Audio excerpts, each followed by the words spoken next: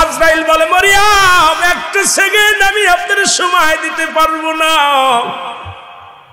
কারণ আমি মালাকুল মউত, আমার খোদার হুকুম হয়েছে, আর আমি একটা মিনিট আপনাকে সময় দিতে পারবো না। মরিয়ম কয় আর বাবা আজরাইল, আমার কলিজার টুকরা সন্তান যখন ঘরে ফিরে এসে দেখবে আমি মা দুঃখিনী, মা নাই, বড় কষ্ট পাবে কলিজার মধ্যে। একটু সময় আমারে দে, আমি আমার ছেলের সঙ্গে দুটি কথা বলে যাই।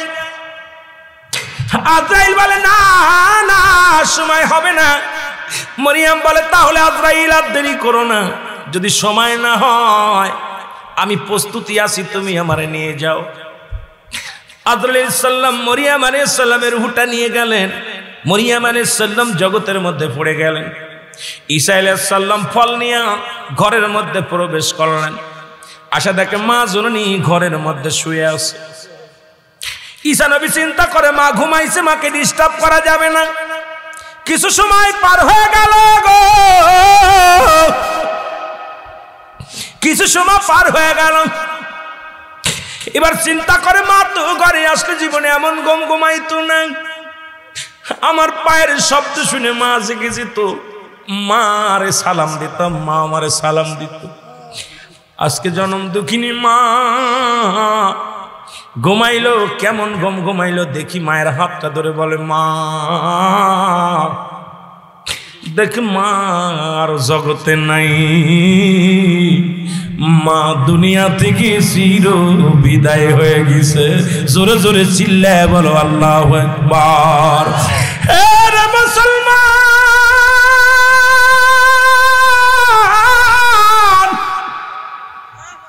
কেন মরণের ভয় করিস না, কেন মরণের ভয় করিস না? ঈসা নবী হাত ধরে ডাকতে বলে আল্লাহ, মা দুনিয়ায় নাই রে,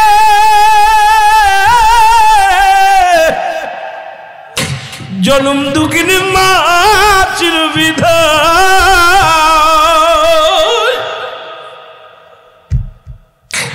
মায়ের প্রেমে কাঁদতে লাগলেন। ঈসা নবী বলে আমার আল্লাহ, তুমি তো আমাকে শক্তি দিছো মরাটারে জিন্দা করার, আমার মাকে একটু জিগাইব, একটু সুযোগ দাও। মাকে ডাকতে বলেন মা। সঙ্গে সঙ্গে মরিয়ম আলাইহিস সালাম লাফ উঠে গেলেন। ডাকতে বলে ঈসা রে, তুমি আইছো বাবা, আয়, তুমি আমার জন্য ফল আনছো। ঈসা আলাইহিস সালাম বলে মা গো, আর দুনিয়ার ফল তোমার কপালে হবে না গো মা, তুমি বিদায়, তুমি বিদায়। মাগো একটা কথা জানতে চাই, তোমার সঙ্গে আজরাইল কেমন ব্যবহার করেছে আগে বলো। আরে মরিয়ম আলাইহিস সালাম একটা চিৎকার মেরে দিয়ে বলে বাবা ইচ্ছা, এই দুনিয়ার মধ্যে তোরে দুনিয়ার মধ্যে আনতে যত কষ্ট হয়েছে রে বাবা,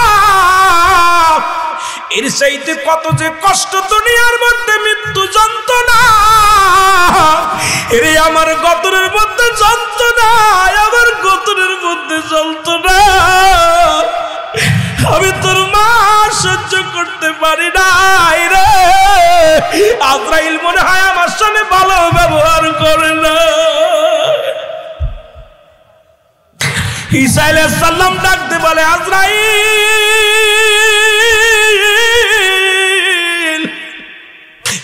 আজরাইল সামনে হাজির হয়ে গেলেন। বলে আজরাইল রে, আমার মায়ের রূহটা তুমি কেমনে বাইর করেছো বলো। বলে হুজুর, সবার জান বাইর করার জন্য আমি জগতের মধ্যে আসি না হুজুর, একমাত্র ইমানদারের আল্লাহ ওয়ালার রূহটা বাইর করার জন্য আমি জমিনের মধ্যে আসি।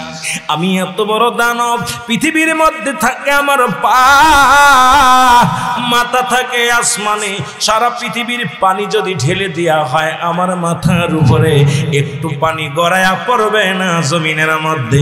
আমি এত বড় দানব, ও আল্লাহ আল্লাহর নবী আর যে বেঈমানদের জানটা আমি বাইর করি আসমান থেকে এমন একটা চিৎকার মারি এক চিৎকারের হুটা ফেটে যায় আমার রূপ দেখিয়া সঙ্গে সঙ্গে পালানোর কোনো জায়গা পায় না একমাত্র ঈমানদারের হুটা বাইর করি আমি জমিনের মধ্যে এসে আল্লাহর নবী সামালে আজরাইল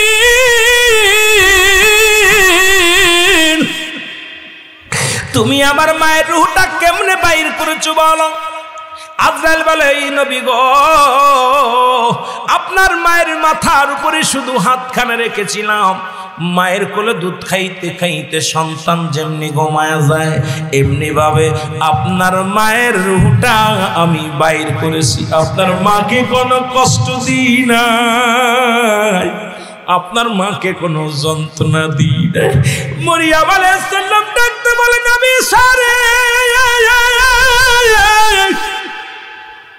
এই মৃত্যু যদি এত কঠিন হয় সময় পায়খানা করে দেয় যারা প্রস্রাব করে দেয় মরণের সময় যাদের জিহ্বা বাইর হয়ে যায় মরণের সময় যাদের চোখ দুটি বড় বড় হয়ে যায় তাদের মৃত্যুটা কত কঠিন হয় আল্লাহ তুমি আমাদের মরণটা আসান করে দিও জোরে জোরে চিল্লায়া বলা যাবে না মারহাবা এ আমার ভাইরা আমার বন্ধুরা আমার 2 নাম্বার বিপদ হলো মানুষের কবর আমরা মনে করি কবর বলতে বাড়ির আশেপাশে 3.5 হাত গর্ত করে যেখানে রাখা হয় এটাকে মনে করি কবর রে বাজান শোনো রে বাবা শোনো এটা যদি কবর হয় রে বাজান যাদের আগুনে পুড়ে মারা গেল তাদের কবর কোথায় যাদের হাঙ্গর কুমিরে খেয়ে ফেললো তাদের কবর কোথায় এরে মুসলমান পৃথিবীর মধ্যে যাদেরকে এই দুনিয়ার মধ্যে পানিতে ডুবে মারা গেল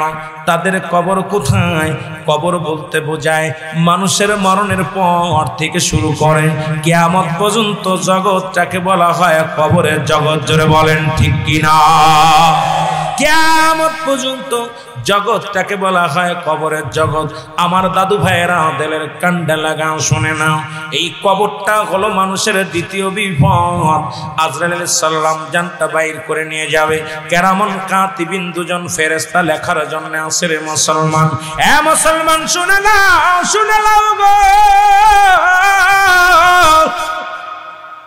এই কবরে শুয়াইলে আরেকজন ফেরেশতা আসবে তার নাম জানা আসেনি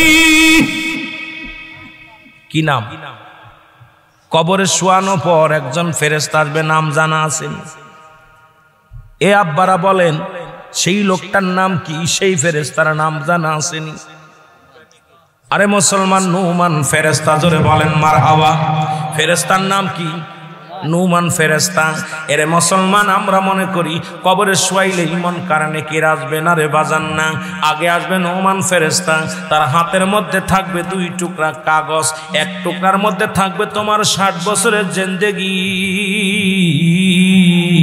আর একটা কাগজের মধ্যে থাকবে তোমার বন্দেগি ও মুসলমান শোনো এই 2টি কাগজের মধ্যে একটা কাগজে থাকবে নেক আমল আর একটা কাগজের মধ্যে থাকবে বদ আমল এর ডাক দিয়ে উঠাইবে বলবে ও মাওলানা সাহেব ওঠো শফিউল আলম তুমি ওঠো গো লাফতে উঠে যাবেন বলবেন ওঠো উঠে যাবে উঠে বলবেন নাই নাও আমি নুমান ফেরেশতা তোমার কবরের মধ্যে সিরে বান্দা এখন তুমি এই নাও কাগজটা হাতের মধ্যে নাও কাগজটা দেখবে তার 80 বছরের জিন্দেগি কত রাকাত নামাজ পড়েছে কতবার জিকির করেছে কত জায়গা কোরআন তেলাওয়াত করেছে কত জায়গা ভালো কর্ম করেছে কত জায়গা দ্বীনের জন্য পাগল হয়েছে মা বাবার খেদমত করেছে উস্তাদ পীর মাশায়েখকে শ্রদ্ধা করেছে সব কিছু দেখিয়া বান্দা বলবে খুব আফসোস করবে আরে আরো যদি করতে পারতাম আমার জিন্দেগিটা কতই না ভালো হতো এইবার নুমান ফেরেশতা ডাকতে বলবি এটা লিখে দাও তোমার নিজের হাতে লিখে দাও এটা তোমার লেখা লাগবে আজকে যারা বসে আছেন প্রত্যেকের আমলনামা লেখা লাগবে রে মুসলমান একটা ব্যক্তি বাঁচা সম্ভব নয় প্রত্যেকেরই ধরা পড়তে হবে রে মুসলমান একমাত্র মুসলমান শোনো ও মুসলমান শুনে নাও কেরামন কাতিবিন আমাদের যা লিখতেছে এটা লিপিবদ্ধ করে রাখছে এটা আপনার আমলনামা নিজেরটা নিজে লেখা লাগবে ডাকতে বলবে ফেরেশতারা রে আমি লাগবো আমার কাছে কলম নাই রে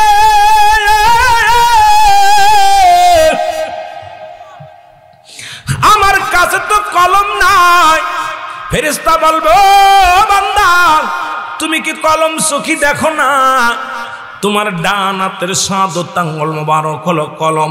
আমার দেশে অনেক পীর সাহেব এই আঙ্গুলে চুন খায়। আরে মৌলভী সাহেব এটা চুন খা আঙ্গুল না, এই আঙ্গুলের মর্যাদা জানিস না রে বাজান। এই আঙ্গুল দিয়ে আমার নবী চন্ডকে দিয়ে খণ্ডিত করলো। আমার নবী এই আঙ্গুল দিয়া, এই আঙ্গুলের কত বড় মর্যাদা।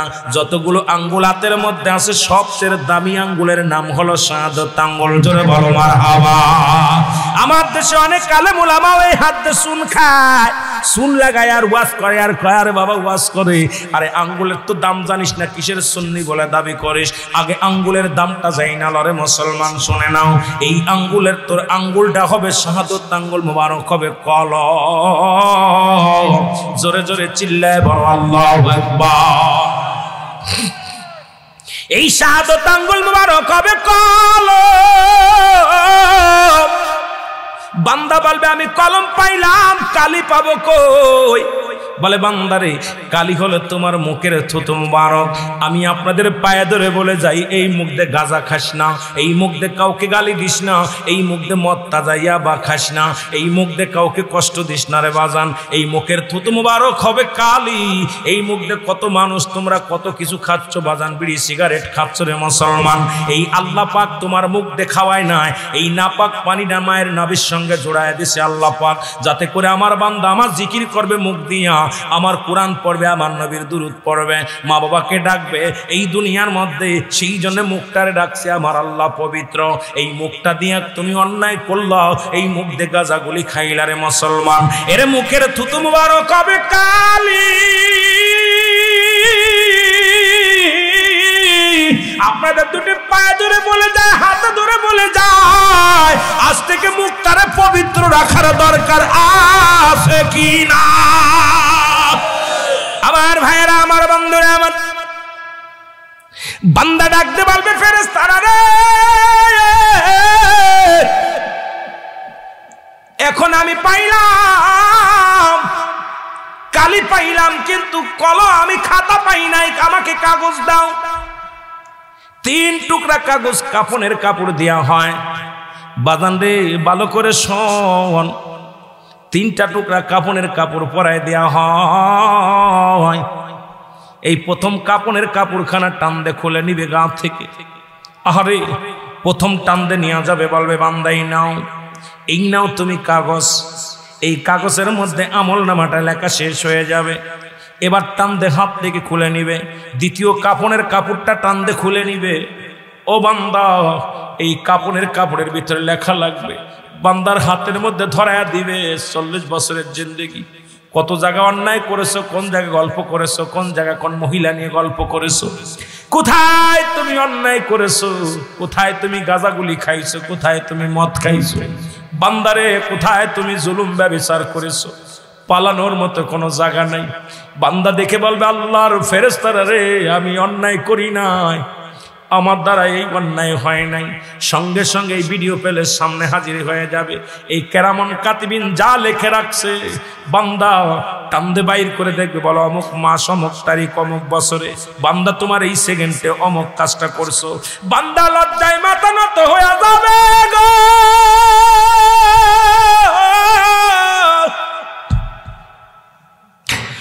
আমার আল্লাহ, আমার আল্লাহ, ও আমার দাদু ভাইরা শুনে নাও, ও আমার বাজানেরা শুনে নাও। বান্দা বলবে আমি লিখতে পারবো না, আমারে তুমি মাফ করো। ডান দিক থেকে মাটিগুলো চাপ দিবে বাম দিক থেকে, বাম দিকে মাটিগুলো চাপ দিবে ডান দিকে, হ্যাঁ উপর দিকের মাটিগুলো চাপ দিবে নিচের দিকে, নিচের দিকের মাটিগুলো উপর দিকে চাপ দিবে। বান্দা চিৎকার মারবে, কাঁদবে, ডান পাশের হাড্ডিগুলো বাম দিকে চলে যাবে, বাম দিকের হাড্ডিগুলো ডান দিকে চলে যাবে। নোমান ফেরেশতা একটা করে হাতুড়ি দিয়া বাড়ি দিবে, লোহার হাতুড়ি গম্বুজ দিয়া শত শত শত শত গাছ মাটির নিচে চলে যাবে, আবার তার টেনে উঠাইবে, চিৎকার মারবে, মাগরিব থেকে মাসিক পর্যন্ত আওয়াজ চলে যাবে। সারা পৃথিবীর মানুষগুলো আওয়াজ শুনতে পারবে না, একমাত্র দানব এবং মানুষ শুনতে পারবে না। ওই কবরের বাসির চিৎকার যদি দুনিয়ার মানুষ শুনত, এই দুনিয়ার মানুষগুলো হাটপেল করে মারা যেত। আমার দাদু ভাইয়েরা শোনো,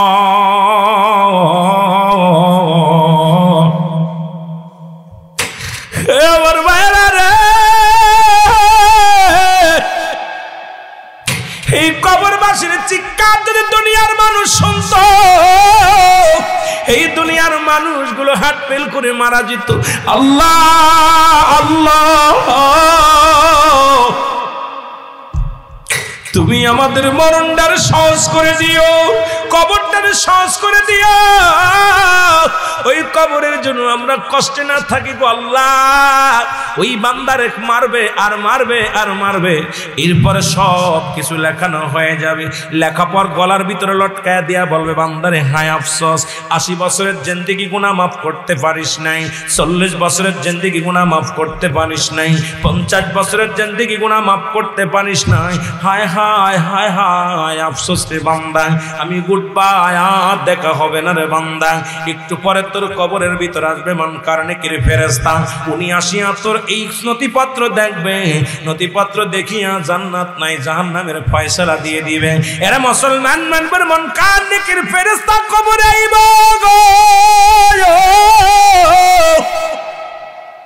কবরে আইয়া দেখবে রে বদির পাল্লা ভারী। ওই কাগজটা দেখা পর আফসোস করে বলবে, বান্দা 50 বছরের জিন্দেগি পাইয়া, 80 বছরের জিন্দেগি পাইয়া দুনিয়ার মধ্যে অন্যায় জুলুম ব্যভিচার করে আইছো রে বান্দা, এই নাও 7টা জাহান্নামের দরজাগুলো খুলে দিবেন, মালিক ফেরেশতা দরজাগুলো খুলে দিবেন। কিয়ামত পর্যন্ত এই জাহান্নামের যত গজব আছে গো, ওই জাহান্নাম 7টা জাহান্নাম থেকে আগুনের মাত্রা আসবে। সাপ বিচ্ছু বড় বড় বাজান রে, বিপজ্জনক পশুগুলো, বিপজ্জনক বিপদগুলো আসতে থাকবে কবরের মধ্যে। কিয়ামত পর্যন্ত এই কবরের মধ্যে এই যন্ত্রণার মধ্যে থাকতে হবে রে মুসলমান, বাসা কোনো পথ নাই। হে দরদি বন্ধুরা গো,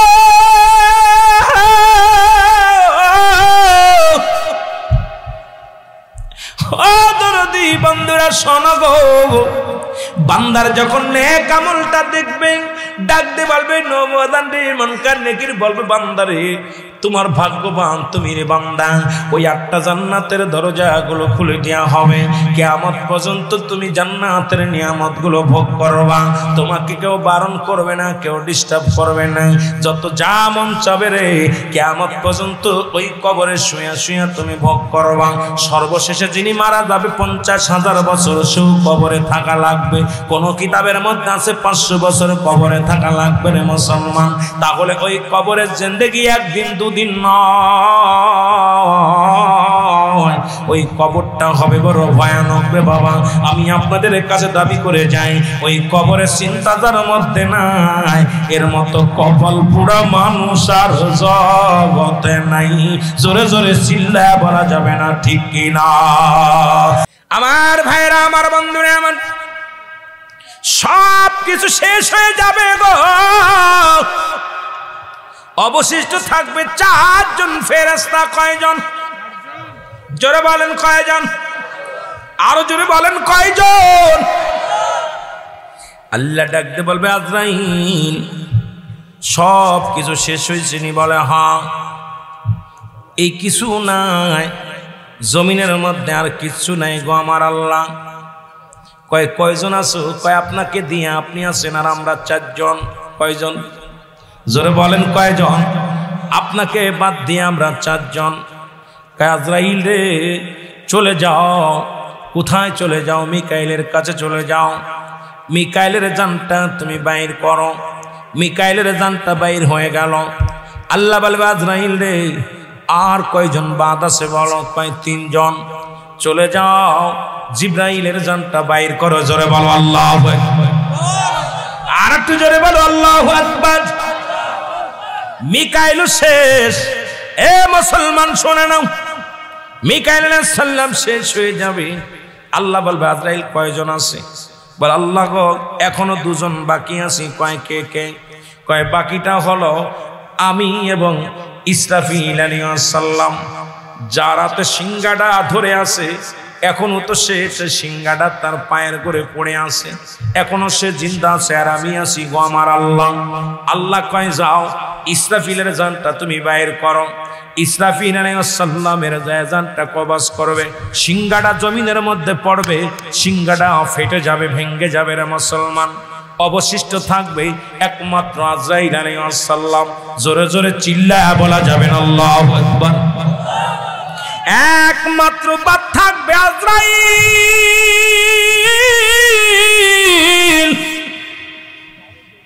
আল্লাহ বলবে আজরাইল এখন কে কে আছে বলো, কে কে আছে? বলে আমার মাবুদ এখন তো ডানে বামে আমি কাউকে দেখি না, সামনে পিছনে কাউকে দেখি না রে আল্লাহ। এখন তো আপনি আর আমি, আর তো কেউ নাই রে আল্লাহ।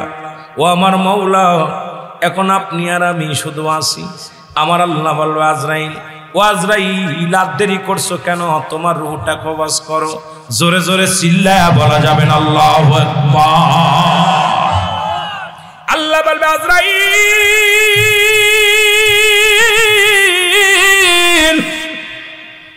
যেহেতু ডানে বামে আর কেউ নাই, সামনে পিছে আর কেউ নাই, একমাত্র অবশিষ্ট আছো তুমি।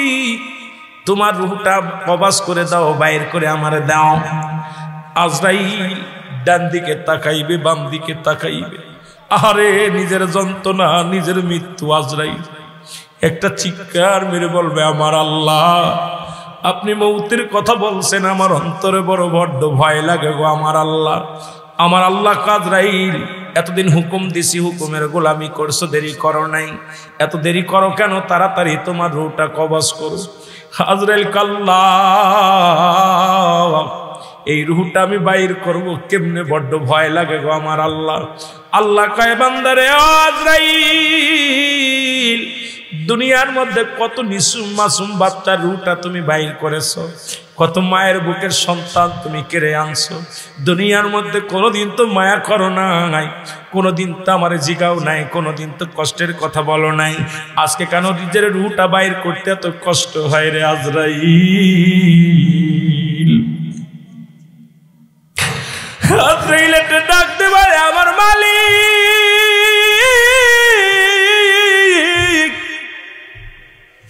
কত মায়ের কান্না আমার দুঃখ পাই নাই, কত বাবার কান্না আমাকে ঠেকাইতে পারে নাই। পৃথিবীর মধ্যে কোন সন্তানের কান্নায় আমার ধরে ঠেকাইতে পারে নাই। কত বোনকে বিধবা বানাইলাম, কত ভাইকে স্বামী হারা, বিবি হারা করলাম, কত মায়ের বুক খালি করলাম। জীবনে আমি জানতাম না মৃত্যু এত যন্ত্রণা রে আল্লাহ। আমার আল্লাহ বলবে আজরাইল তাড়াতাড়ি রূহটা বাইর করো। আজরাইল সাল্লাম নিজের গলার মধ্যে হাতটা ঢুকায় দিবি, গালের মধ্যে দিয়া রূহটা যখন ধরবে রে চিৎকার মেরে কাঁদবে, বলে আল্লাহ এই রূহটা বাইর করা তো যন্ত্রণা,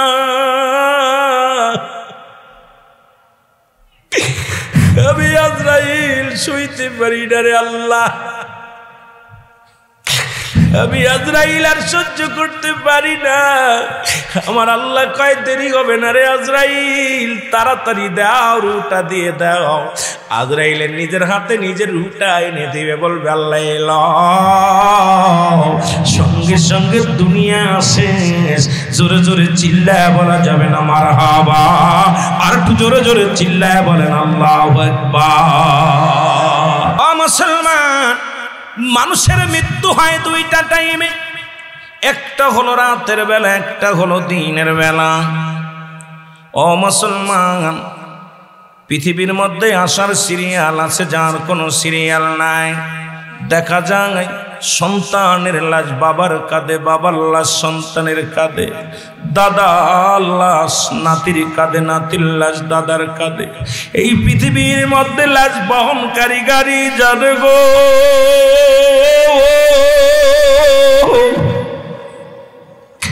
এই সন্তানের লাশটা কত ভারী। এই দুনিয়ার মধ্যে কতই না সংসদরি কল্যাণে মানুষ শুই না নাও। এই পৃথিবীর মধ্যে কার জন্য তুমি অন্যায় করো, কার জন্য ঘুষ খাও, কার জন্য জিনা করো, কার জন্য ব্যভিচার করো গো।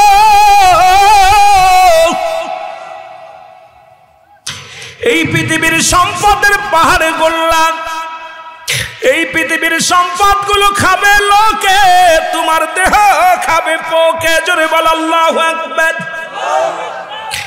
দুনিয়ার মধ্যে সম্পদের ভাগ নিবে বাবাই, সম্পদের ভাগ নিবে ছেলে, সম্পদের জন্য মারামারি হানাহানি শুরু হয়ে যাবে রে মুসলমান।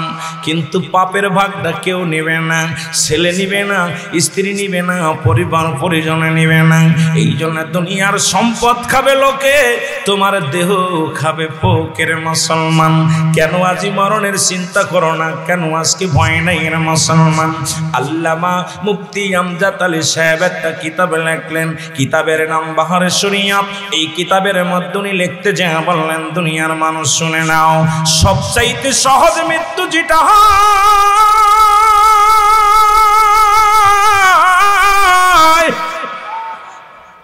এই মৃত্যুটা হলো 70টা তাজা উটের গায়ের চামড়া জবাই না করিয়া উল্টো দিকে টানবে, লবণ আর মরিচ লাগায় দিলে যতটুক যন্ত্রণা হয়,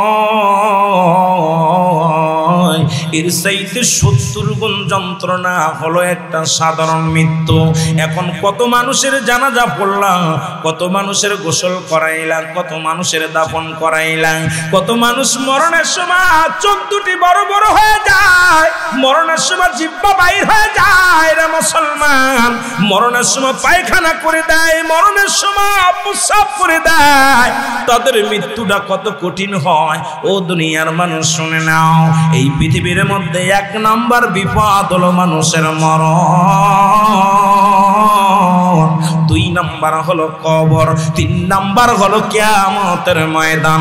জোরে জোরে চিল্লায় বলা যাবে না আল্লাহু আকবার। আল্লাহ বলে দুনিয়ার মানুষ কিচ্ছু বলতে কিচ্ছু রাখবো না, এই জমিনের উপরে এত মস্তানি করো। কত আল্লাহ যাদেরকে পৃথিবীর মধ্যে ক্ষমতা দান করলো, যাদেরকে আল্লাহ পৃথিবীর অর্ধ পৃথিবীর পর্যন্ত মস্তান বানাই দিল, আজকে তারা কেউ দুনিয়ার মধ্যে নাই, নাই রে নাই। আমার ভাইরা, আমার বন্ধুরা, আমার আল্লাহ বলে বান্দারে এই জমিনটা আমি রাখবো না, এই জমিনটা আমি পুড়ায়া তামা বানা দিব। কত মানুষের কত কষ্ট দিলা, জমিনের পথে মস্তানি করে চললাম, পৃথিবীর মাটিগুলো পুড়ে হয়ে যাবে তামা। ও মুসলমান শুনে নাও, পৃথিবীর মধ্যে 3 ভাগ হলো পানি, 1 ভাগ মাটি, এই মাটিগুলো পুড়ে হয়ে যাবে তামা। পৃথিবীর মধ্যে যত পানি আছে সমস্ত পানিগুলো গো পুড়ে হয়ে যাবে ছাই। যেদিন কিচ্ছু বলতে কিচ্ছু থাকবে না, সেদিন থাকবে আমার আল্লাহ। কে থাকবে জোরে বলেন কে? আর একটু জোরে বলেন, আর একটু জোরে বলেন। এখন গোলামি করবেন কার? দাসত্ব করবেন কার? এ মুসলমান, আমরা যারা দেবতা পূজা করি মন্দিরে যে মাথা ঠুকায়, আল্লাহ বলে দেন হাবিবিরে কি বলে দেন শুনে নেন। আল্লাহ বলে আল্লাহু আল্লাহু আহাদ আল্লাহুস সামাদ লাম ইয়ালিদ ওয়া লাম ইউলাদ ওয়া লাম ইয়াকুল লাহু কুফুয়ান আহাদ। আল্লাহ ডাকতে বলে হাবিব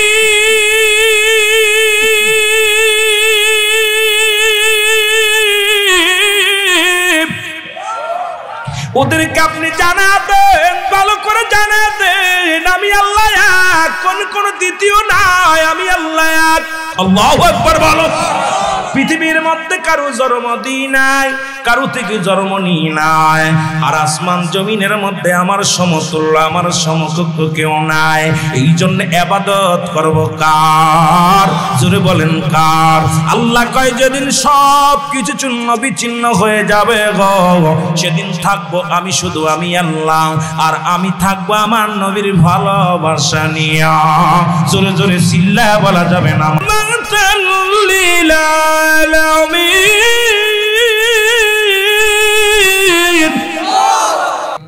মুসলমান গভীর মনোযোগ।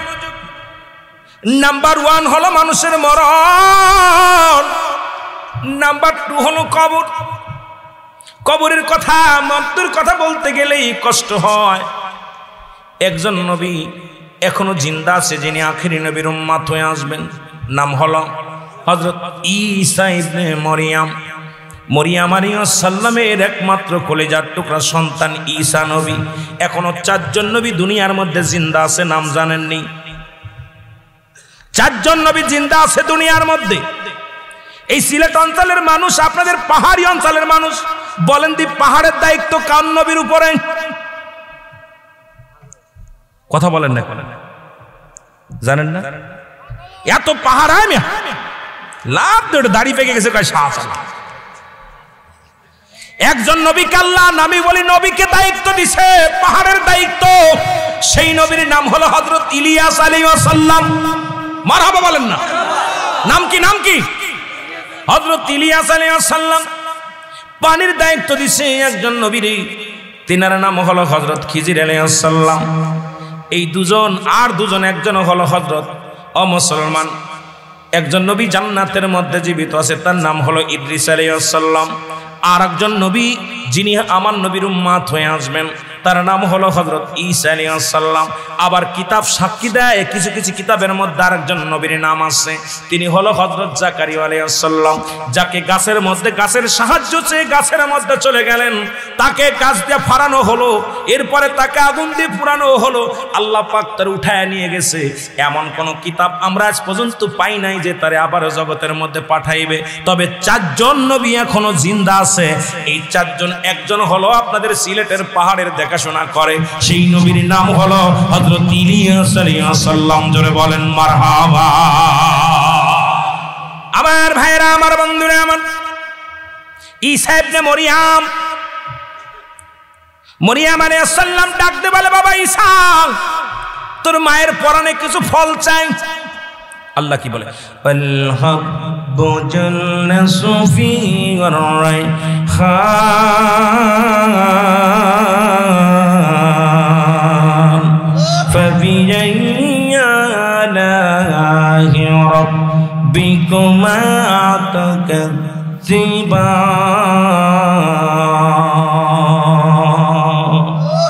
আর যারা বলে মারহাবা। আল্লাহর কুরআন কি কয় শোনো বাবা, এখানে কুরআন যাদের আছে শুনে নাও।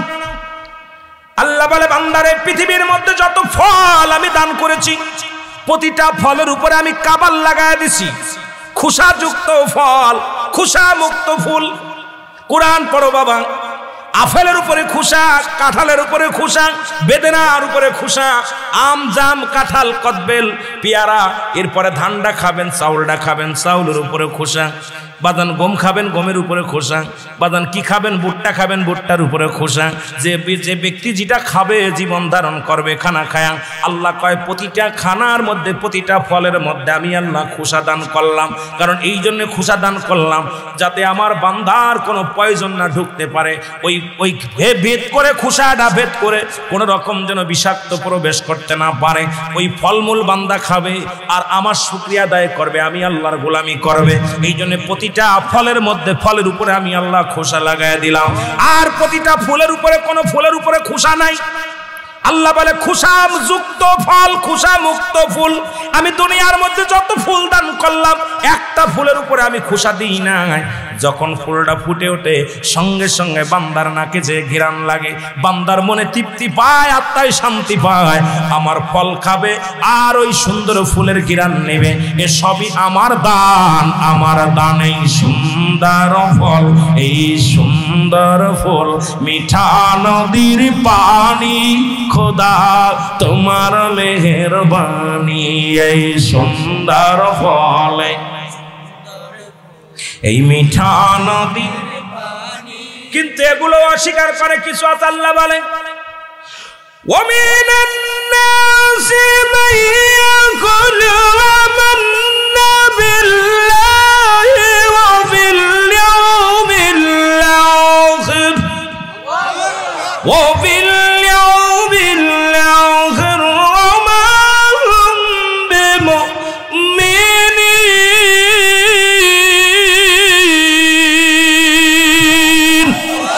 আমি যে কথা বলতেছিলাম, আল্লাহ পাক বলেন বান্দারে এই পৃথিবীর মধ্যে ফল আমি দান করলাম, খোসাযুক্ত ফল আর খোসা মুক্ত ফুল, সব কিছু কার দান? জোরে বলেন কার দান? আল্লাহর দান। ও দুনিয়ার মুসলমান, এবার ঈসা ইবনে মরিয়াম আলাইহিস সালাম বলে বাবা ঈসা রে আমার জন্য কিছু ফল নিয়ে আয়। ওই ফলের ওয়াজ করতে যে হঠাৎ করে ফলের দিক নজর চলে গেল। এই যে কোরআন কি বলে দেখে আসলাম। ঈসা আলাইহিস সালাম ফল আনতে গেলেন, আয়া দেখেন যখন ফল কিনতে গেছে সময় আজরাইল আলাইহিস সালাম হাজির হয়ে গেছে সামনে। ডাকতে বলে আসসালামু আলাইকুম মা মরিয়াম।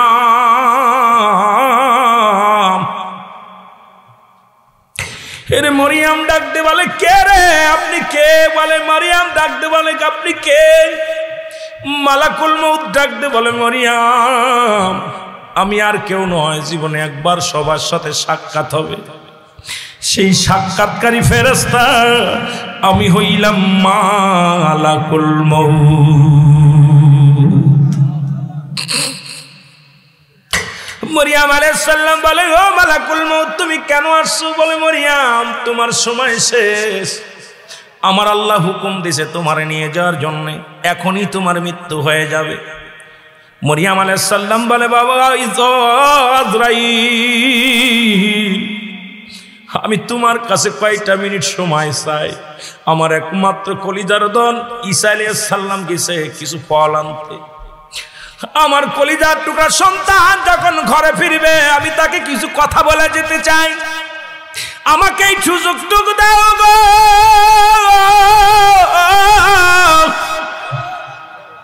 এ মুসলমান গভীর মনোযোগ,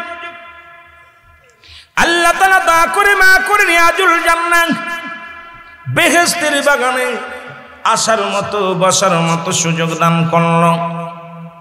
এ সময় কত মানুষ জেলখানায়, কত মানুষ হাসপাতালে, কত মানুষ মৃত্যু শয্যায় সজ্জিত। আমার আল্লাহ জেলখানায় নেন নাই, হাসপাতালে নেন নাই, রিয়াজুল জান্নাহ বেহেশতের বাগানে আসার মতো বসার মতো সুযোগ দান করল। উচ্চ কণ্ঠে আওয়াজ দেওয়ার একবার চিল্লায় বলেন আলহামদুলিল্লাহ। এ দুনিয়ার মুসলমান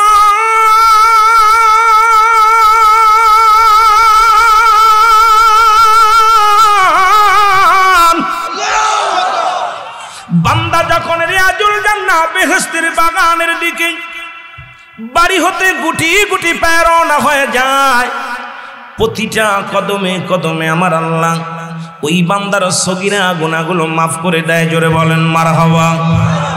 আর একটু জোরে জোরে চিল্লায় বলেন মারহাবা। ও মুসলমান, আমরা শুধু সগীরা গুনাহ করি নাই, পদে পদে করছি কবিরা গুনাহ। নামাজ ছেড়ে দিয়া কবিরা গুনাহ, মিথ্যা বলা কবিরা গুনাহ, বেগানা মহিলার সঙ্গে দেখা দিয়া কবিরা গুনাহ। হাজারো আলেম আছে মহিলা ছাড়া কিচ্ছু বোঝে না রে মুসলমান। শরীয়তের বিধান অনুযায়ী বেগানা পুরুষের চেহারা দেখা হারাম, যাদের সঙ্গে বিয়ে করা জায়েজ তাদের সঙ্গে দেখা করা হারাম, যাদের সঙ্গে বিয়ে করা হারাম তাদের সঙ্গে দেখা করা হারাম। ও মুসলমান জায়েজ, যাদের সঙ্গে বিয়ে করা জায়েজ তাদের সঙ্গে দেখা করা হারাম, যাদের সঙ্গে বিয়ে করা হারাম তাদের সঙ্গে দেখা করা জায়েজ। শরীয়তের বিধান শুনে নেন মুসলমান, শুনে নেন। বেগানা পুরুষের সঙ্গে দেখা দেয়া হারাম, বেগানা মহিলার সঙ্গে দেখা দেয়া কবিরা গুনাহ হারাম। এরে আল্লামা কুতুবী রাহমাতুল্লাহ বয়ান করেন দুনিয়ার মুসলমান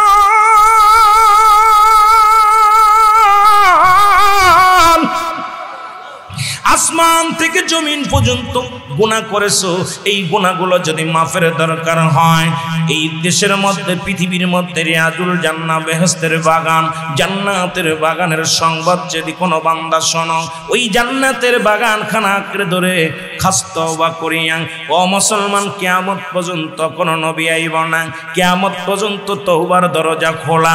এখন পৃথিবীর মধ্যে হক্কানি ওলি আল্লাহ দুনিয়া থেকে বিদায় হয়ে গেছে। এখন আমরা যারা আছি রে মুসলমান, অধিকাংশ যে পীর ওলি আল্লাহদের ভিতরে 9টা গুণ, এই 9টা গুণের গুণান্বিত পীর সাহেব পাওয়া বড় কঠিন রে বাবা, গভীর মনোযোগ।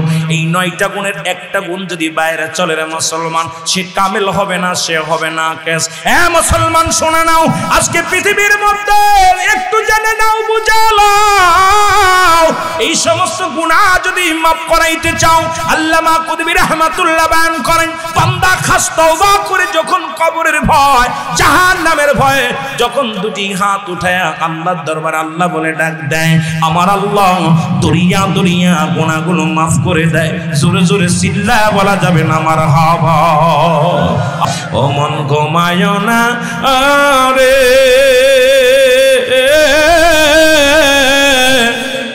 নাম জপ মওলা, একদিন ঘুমাইবি রে মন, কবর মা যার মন ঘুমায় না রে, অমন ঘুমায় না রে, নাম জপ মওলা, একদিন ঘুমাইবি রে মন, কবর মা ঝার মন। বাড়ি গাড়ি সুন্দর নারী,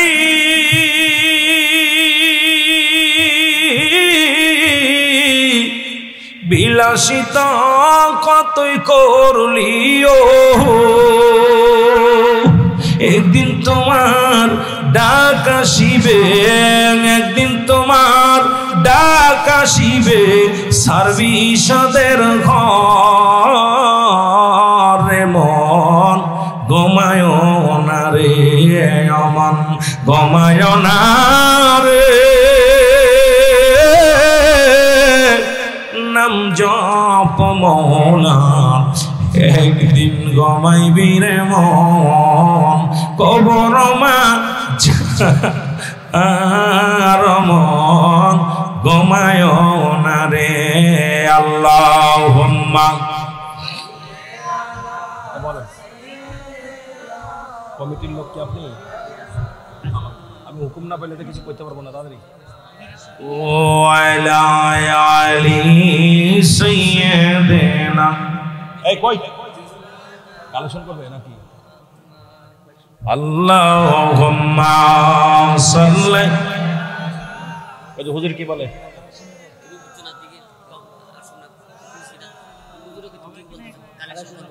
ও আলা আলি,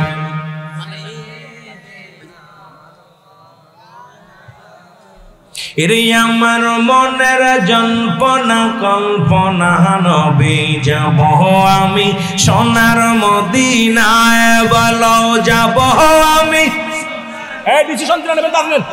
এর যাব আমি সোনার মদিনায়, বলো আমার মনের জল্পনা কল্পনা, নবী যাব আমি সোনার।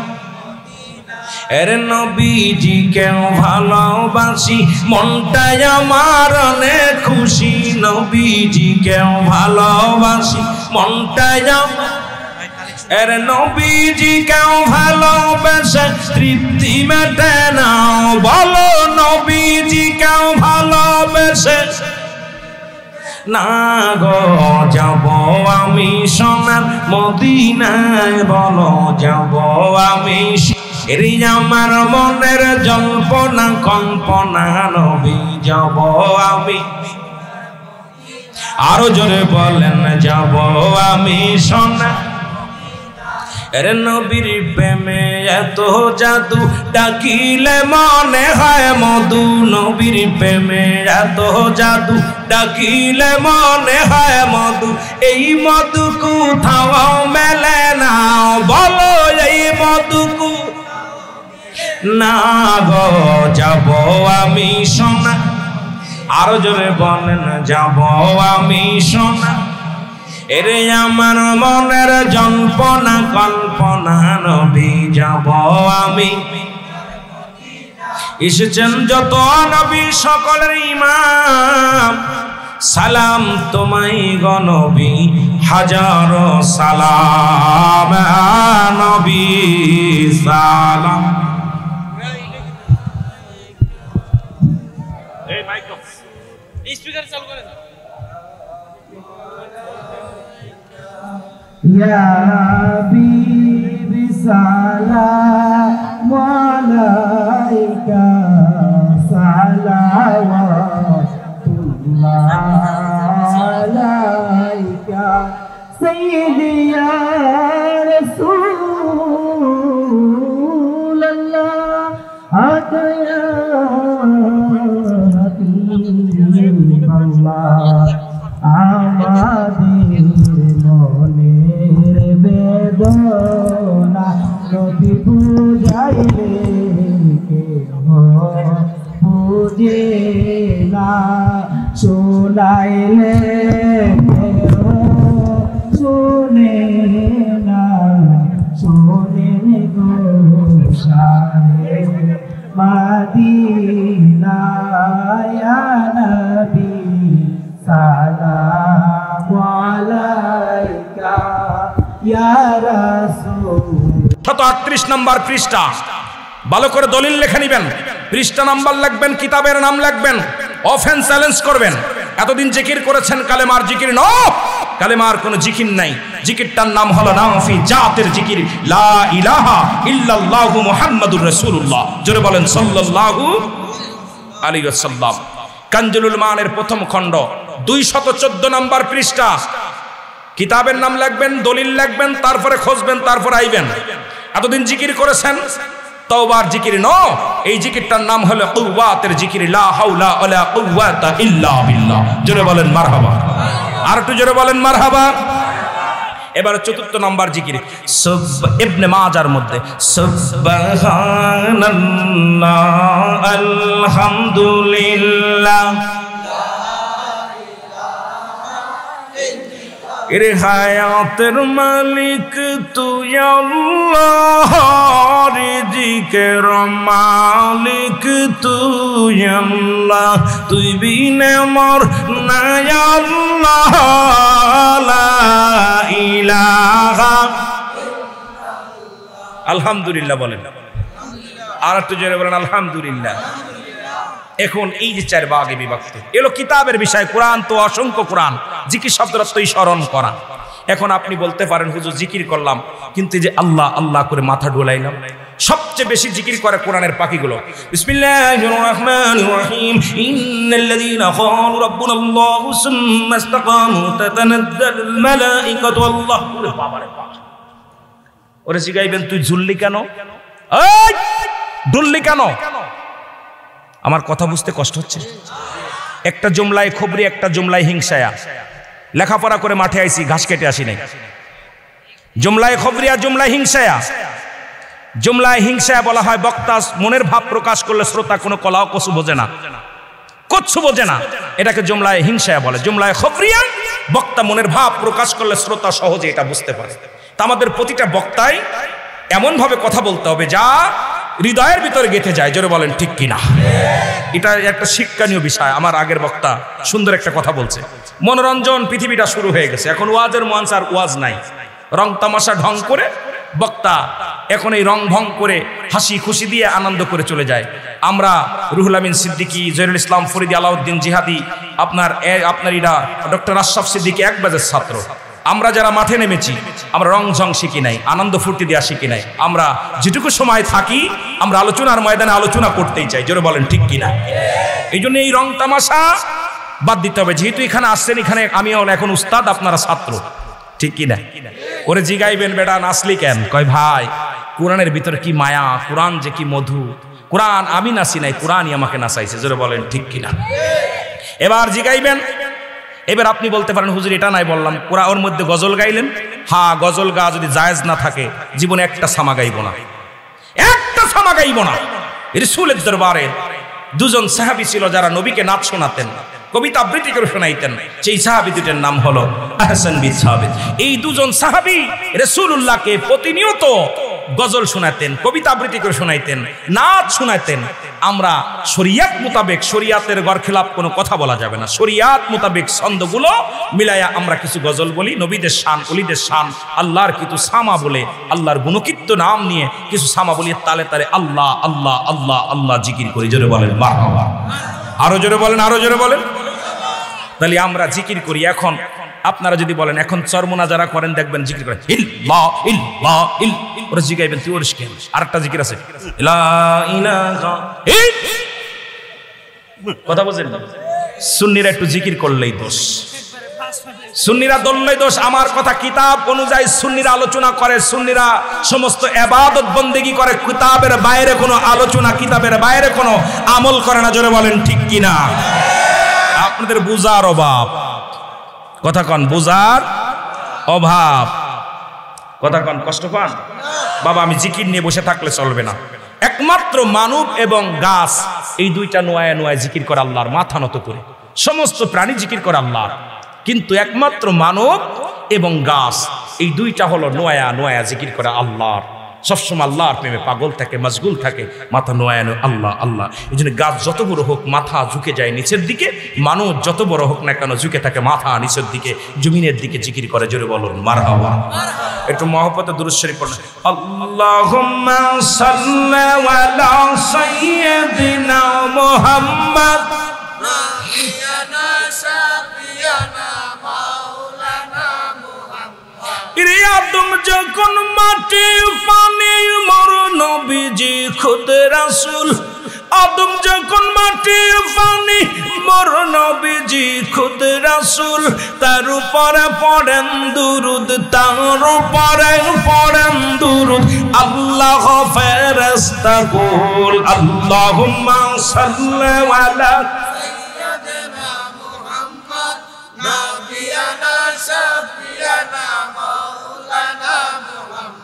কোথায় রইলেন দয়াল নবী, কোথায় রইলেন দয়াল নবী, আশিকদের এতিম বানাই। কোথায় রইলেন দয়াল নবী, আশিকদের এতিম বানাই।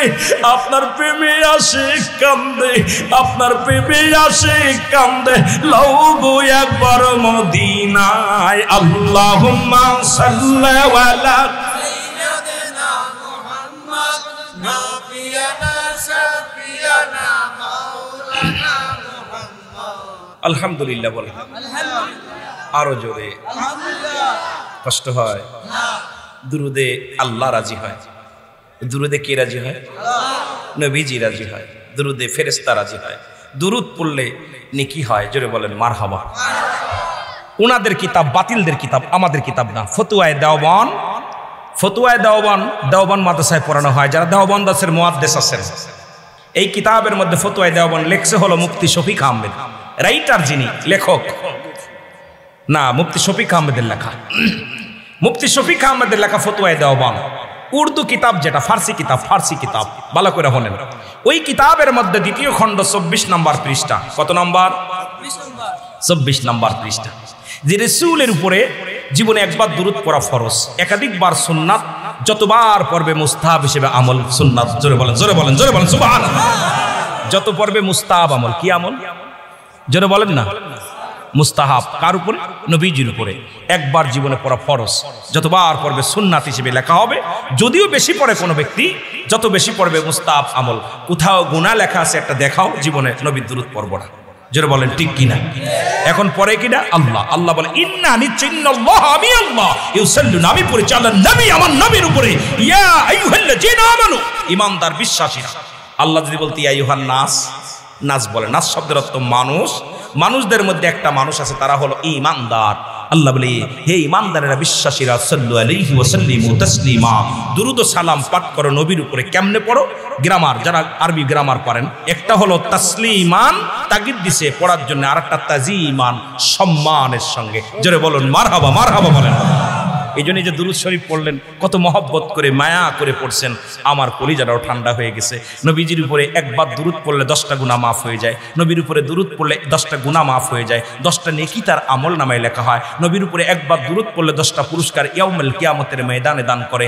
আমি আপনাদের কাছে জানতে চাই, নবীর উপরে দুরূদ পড়লে আল্লাহ খুশি হয়, নবীর উপরে দুরূদ পড়লে ফেরেশতারা খুশি হয়, নবীর উপরে দুরূদ পড়লে আমার নবীজি নিজে খুশি হয়। এখন আপনাদের কাছে জানতে চাই, যে কাজ করলে আমার আল্লাহ খুশি হয় সেই কাজ করলে বাংলাদেশে কিছু আলেমরা বেজার হয়। এখন আপনাদের কাছে জানতে চাই, আমার আল্লাহকে খুশি করবেন নাকি মাওলানাদের খুশি করবেন? আসতে হয়ে গেছে, কারে খুশি করবেন? আমার কথা, মাওলানা সাহেব ভালো লাগে না ইন্ডিয়া চলে যাও, ভালো লাগে না আমেরিকা চলে যাও, কিন্তু নবীর সাথে দুশ্মনী করে বাংলার জমিনে কোনো ঠাঁই নাই। জোরে বলেন ঠিক কিনা? যে কাজ করলে আমার ফেরেশতারা খুশি হয় সেই কাজ করলে বাংলাদেশে কিন্তু মৌলবীরা বেজার হয়। আমি আপনাদের কাছে জানতে চাই, ফেরেশতারে খুশি করবেন না মৌলবীরে খুশি করবেন? যে কাজ করলে আমার নবীজি খুশি হয় সেই কাজ করলে বর্তমান জামানায় কিছু পাগড়িদারি টুপিদারি কিছু লিবাসদারি আলেমরা বেজার হয়। আমি আপনাদের কাছে জানতে চাই, আমার নবীরে খুশি করবেন না আমি রুহুল আমিনরে খুশি করবেন? রুহুল আমিন ভাল লাগে না চলে যাও, কিন্তু আমার নবীকে ভালোবাসতে রাজি। জোরে বলেন ঠিক কিনা? আর জোরে বলেন ঠিক কিনা? কারণ নবীজি দুনিয়ার মধ্যে আসছেন, নবী বলেন হায়াতি খায়রুল লাকুম ওয়া মামায়াতি খায়রুল লাকুম। আমার নবী বলে, উম্মতিরা রে, আমি নবী দুনিয়ার মধ্যে আগমন করেছি আমার উম্মতের জন্য কল্যাণ স্বরূপ। জোরে বলেন মারহাবা। আর একটু জোরে বলেন কি স্বরূপ? কল্যাণ স্বরূপ। কারণ শরিয়াত তরিকত হাকিকত মারেফাত যেদিকে তাকান সেদিকেই নবী।